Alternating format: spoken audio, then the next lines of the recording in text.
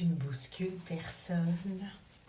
Comme d'habitude, tu vas prendre ton café, tu vas entendre ton gosier, parce que c'est le silence total, comme d'habitude. Arrête de pleurer. Tiens, prends un mouchoir. Mouche-toi, essuie tes larmes. Et on en parle. Être seul après 50 ans. Yay! Sacré sujet pour commencer la journée. Mais attends, il n'y a rien de grave. Après 50 ans, j'aime pas commencer comme ça, après 50 ans.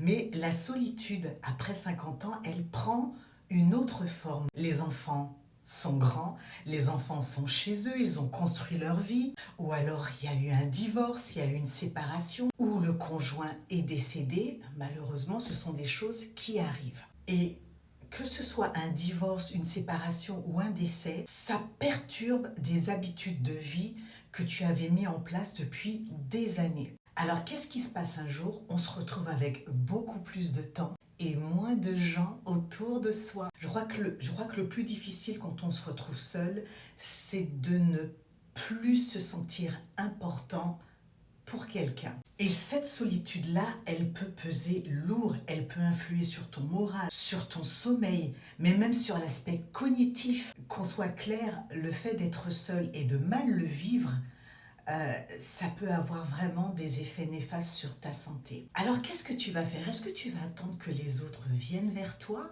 pour ne plus te sentir seul, ou est-ce que tu vas te bouger? Sauf si la solitude, c'est quelque chose que tu as choisi. Mais si c'est quelque chose que tu ne veux plus, à ce moment-là, fais le premier pas.